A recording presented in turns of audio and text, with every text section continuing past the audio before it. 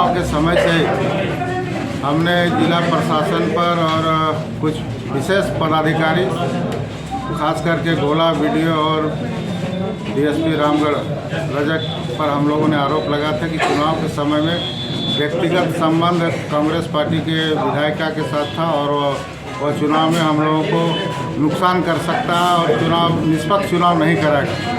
इस पर हम लोगों ने चुनाव आयोग के सामने में कंप्लेन किया था, लेकिन इस पर कुछ नहीं हुआ और चुनाव के समय में भी हमारे कार्यकर्ताओं को पीटा गया, हमारे कार्यकर्ताओं को गलत तरीक़ा से परेशान किया गया।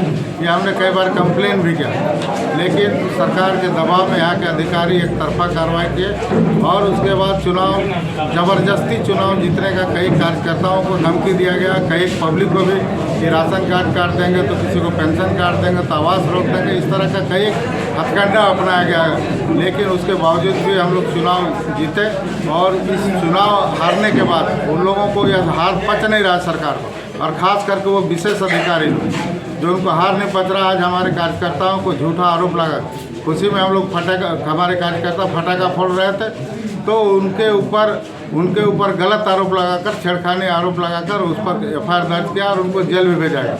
और मैं इस तरह से चुनौती भी देता और भी कार्यकर्ताओं को इस तरह से धमकी मिला तो मैं प्रशासन और खुली चुनौती देता हूं कि इस तरह का रवैया रहा तो आने वाले समय में किसी भी अप्रिय घटना हो सकती है, क्योंकि टकराहट हो सकता है। इसलिए मैं अभी शांतिपूर्वक हमारे कार्यकर्ता सारे संयम से, लेकिन इस तरह से गलत आरोप लगाकर उल्टा केस करके उल्टा पुलिस और लाठी के बल पर जो हमारे कार्यकर्ताओं को पिटा गया, खुलेआम डीएसपी धमकी देता है कि नेता के पीछे मत जाओ, नेता बर्बाद हो जाओगे, जेल। खुलेआम आपका वीडियो क्लिप है जो इस तरह का धमकी दे रहा है। सुन लीजिए मेरी बात ध्यान से, सुन लीजिए। नेतागिरी के चक्कर में पड़िएगा तो आप लोग को बर्बाद कर देगा।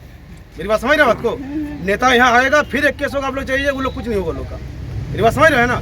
इस नेता से जितनी जल्दी आप लोग बच जाएंगे उतना आप लोग के भविष्य के लिए मैंने कहना का धमकी दे रहा है प्रशासन का। इस तरह का रवैया अभी है, ये रवैया तो चुनाव के समय क्या किया होगा आप इसका अंदाजा लगा सकते हैं। इसलिए मैं उच्च अधिकारियों से भी हम यही अपील करते हैं कि इस तरह के अधिकारियों को अविलंब यहाँ से हटाया जाए, अन्यथा फिर किसी भी प्रकार का कोई अप्रिय घटना होगा तो उसका सारा जिम्मेवार प्रशासन है।